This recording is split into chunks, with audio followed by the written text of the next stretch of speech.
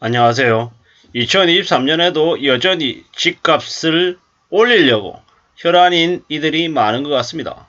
지금의 정부도 집값을 떠받들고 올리려고 하고 건설업계 시행사 그리고 그 관련되어 있는 사람들은 여전히 집값을 또 올리려고 떠받들고 더 올리려고 하는 것 같습니다.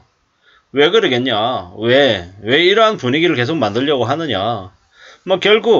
결국 무리하게 빚을 지고 감당 못할 빚 때문에 하층민으로 전락해서 자기네들에게 고개 들고 저항하거나 항의 못하게 만들려고 이러는 것 같습니다. 2023년에 금리 인상을 멈추고 인플레이션이 잡히면 집값이 오를까? 라는 제목의 뉴스가 나오고 있습니다. 금리 인상을 멈춘다. 미국이요? 아니면 한국이요? 지금 현재 사람들이 많이 착각하고 있는데 미국이 기준금리를 한 5.5%에서 한 6%쯤에서 금리 인상을 멈추면 한국도 곧바로 금리를 멈출 수 있는 것처럼 이야기합니다. 그런데 착각해서는 안 됩니다. 이미 한국보다 미국이 기준금리가 훨씬 더 높은 상태입니다. 지금 현재 기준으로는 미국이 4.5이고 한국이 3.5이죠. 1% 간격인 것처럼 보이는데 미국은 2월 1일이 되면 0.5%를 또 올려서 5.0으로 만듭니다. 한국과 미국의 금리 격차가 1.5%가 되는 거죠. 그렇게 되면 사상 최대 금리 격차가 되는 겁니다. 사실상 한국은행 총재가 물가를 얘기하면서 금리를 좀 더 속도감 있게 올려야 되는데 그러지 않고 있는 거죠. 지금의 윤석열 정부를 의식하느라 눈치 보느라 저러고 있는 겁니다. 금리를 올려야 인플레이션이 잡히는 건데 그냥 자신들은 노력하지 않고 그냥 외부 요인 때문에 물가가 내려가기를 바라는 거죠. 좀 무책임한 모습이다라고 저는 생각을 하는데요. 금리 인상이 멈추고 인플레이션이 잡혀도 집값이 오르기 어렵습니다. 대려 집값이 더 내릴 겁니다. 주택산업연구원에서 이미 2023년에 집값이 내릴 거라고 전망을 했습니다. 그게 현실입니다. 근데 지금 우리가 보고 있는 언론 뉴스들은 여전히 집값이 오를 것처럼 분위기를 띄우고 있는데 그럴 리 없다라고 봐야 됩니다. 되려 시중에서는 사람들이 대출을 못 받아서 그리고 금리가 너무 많이 올라 있어서 그게 부담이 돼서 집살 엄두를 못 낸다라고 보는 게 맞겠습니다. 사람들 마음이 왔다 갔다 하지만 시중에서 이자 부담 때문에 힘들어하는 사람들은 점점 늘어나고 있고 그들이 목소리를 내고 있습니다. 죽겠다고. 주변에서 그렇게 얘기하는데 나는 그런 거 상관없어. 괜찮아. 빚내서 집 살 거야. 이렇게 결정할 수 있는 사람이 잘 없더라는 겁니다.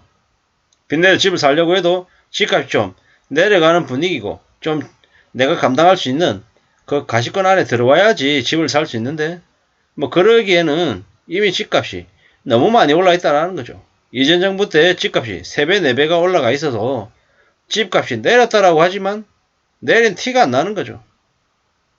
여전히 내렸다라고 하는 가격도 보통 사람들이 보기에는 너무 엄두가 안 나는 가격이라는 겁니다. 5억짜리 집 20몇 억까지 올랐다가 지금 고작 한 15억, 16억 됐는데 집값을 싸다라고 얘기할 수 없다라는 거죠. 4배 올려놓고 이제 한 3배 오른 정도 수준으로 그냥 돌아왔을 뿐인 겁니다. 앞으로 이제 감히 말씀드리건데 5년이라고 하는 기간 동안 집값은 속절없이 내려갈 겁니다.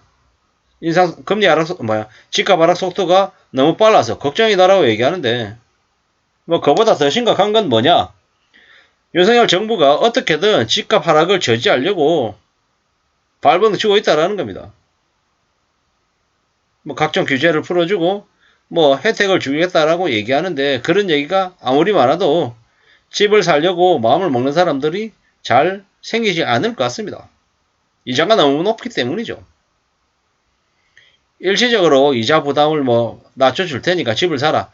이렇게 얘기해도 지금은 그게 말이 통하지 않을 것 같습니다. 지금은 이명박 정부 시절하고 분위기가 비슷한 것 같습니다. 이명박 때 어땠습니까? 집값 받으려고 발버둥을 쳤지만 노무현 정부 때 올랐던 집값이 이명박 정부 때는 내려가기에 급급했죠. 그리고 그러한 분위기들이 다시 괜찮아지고 다시 집값이 올라가는 분위기를 만드는 데는 언제쯤이었습니까? 박근혜 정부 시절이었습니다. 제가 이 말씀을 드리는 이유는 뭐냐? 집값이 다시 올라가거나 거래가 활성화되는 데는 시간적인 간격이 필요하다라는 거죠. 뭐 이런 것들을 볼 때 당장은 앞으로 4년, 5년간은 집값이 오를 거다라는 걸 기대하지 말고 대려 집값이 내려갈 걸 예상하는 쪽이 훨씬 더 가능성이 높겠더라는 겁니다. 앞으로 우리가 살아가는 삶이 얼마나 힘들지, 막막할지를 잘 생각해 볼 필요가 있습니다.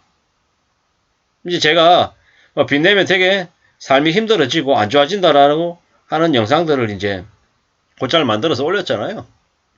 그랬더니 뭐 어떤 댓글 쓴 놈은 이렇게 얘기하더라고요. 술 먹고 방송했냐고.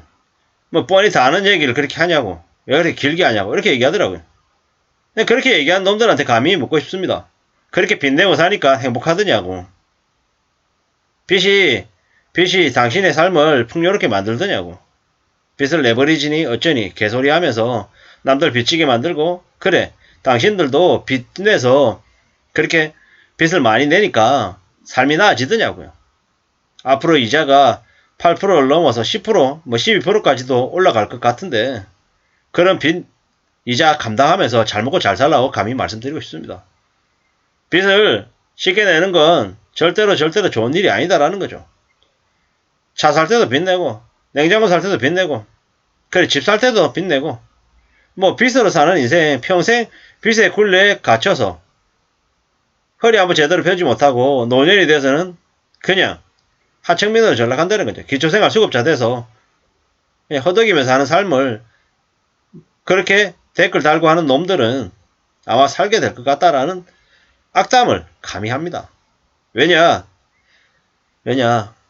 사는 게 쉽지 않기 때문이죠. 그리고 빚 내는 걸 빚을 아무렇지 않게 별일 아닌 것처럼 생각하는 사람 치고 제대로 사는 삶을 살지 못하더라는 겁니다.